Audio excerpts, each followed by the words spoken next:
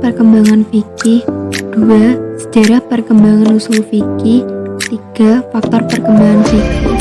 4. Faktor perkembangan usul fikih.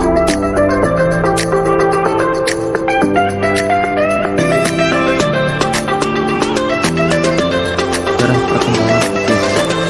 Ilmu fikih adalah salah satu disiplin ilmu yang sangat penting dalam kehidupan umat Islam. Fikih termasuk ilmu yang muncul pada masa awal berkembang agama Islam.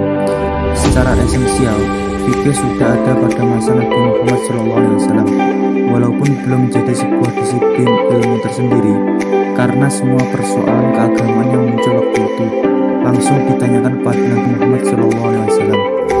Maka seketika itu, solusi permasalahan diobati dengan bersumber pada Al-Quran dan Sunnah. Sepeninggalan Nabi Muhammad SAW, ilmu fikih ini mulai berkembang seiring dengan timbulnya permasalahan-permasalahan yang muncul dari zaman ke zaman. Permasalahan semakin berkembang dan tidak melalui jalan istinbat. Tiap satu permasalahan memiliki ratusan solusi yang berbeda dari setiap ulama. Generasi penerus Nabi Muhammad SAW tidak hanya berhenti pada masa Khulafaur Rasyidin, namun masih diteruskan oleh para tabi'in dan ulama sholihin hingga sampai pada zaman kita ini. Para ulama fuqaha mulai bermunculan dan memiliki ijtihad yang berbeda-beda.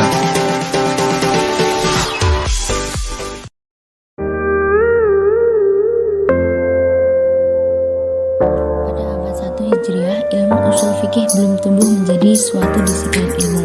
Kemunculannya terjadi pada abad 2 Hijriah dengan kondisinya yang masih bercampur dengan pembahasan ilmu fikih. Hal ini disebabkan karena Rasulullah SAW menetapkan hukum yang selalu mengandalkan turunnya wahyu dan ilham dari Allah SWT. Sepeninggal Rasulullah SAW, para sahabat berfatwa dengan memberikan keputusan suatu masalah menurut hadis yang mereka pahami melalui penguasaannya dalam bahasa Arab. Dalam pertumbuhan pada tingkat pertama, ilmu usul fikih belum merupakan ilmu yang berdiri sendiri, melainkan masih berserak-serak dalam kitab-kitab fikih yang difungsikan oleh fuqaha sebagai argumentasi menetapkan hukum fikih serta untuk menerangkan cara-cara mengambil hukum dari dalil-dalil yang dikemukakan. Kemudian muncullah beberapa ulama untuk meneruskan menyusun ilmu usul fikih. Mereka itu antara lain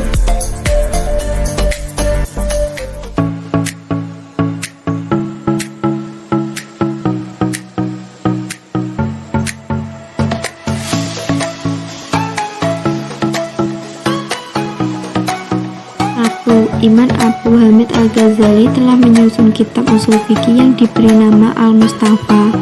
2. Imam Saifuddin Al-Hamidi telah menyusun kitab yang diberi nama Al-Ihkam fi Usul Al-Hakam. 3. Imam Muzaffaruddin Al-Baghdadi Al-Hanafi telah mengumpulkan kedua kitab usul karya Al-Bastawi Al-Hanafi dengan karya Al-Amidi yakni Al-Ihkam.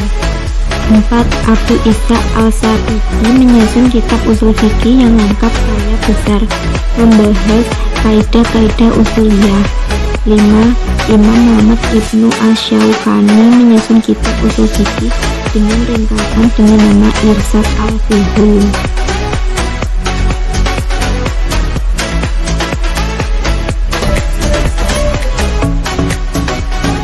Faktor-faktor yang mempengaruhi perkembangan usul fikih. 1. Besarnya perhatian pemerintah khalifah terhadap ilmu. 2. Tersebarnya perdebatan dan tukar pikiran di antara para fuqaha. 3. Adanya perhatian para khalifah Bani Abbas terhadap fikih dan para fuqahanya. 4. Adanya kebebasan berpendapat dan berkembangnya berbagai diskusi ilmiah di antara para ulama. 5. Telah terpilihnya referensi-referensi utama seperti Al-Quran, hadis, tafsir, dan ilmu tafsir. Pada abad pertama Hijriah terutama yang merintis Ibnu Abbas dan muridnya Mujahid serta karya tafsir lainnya.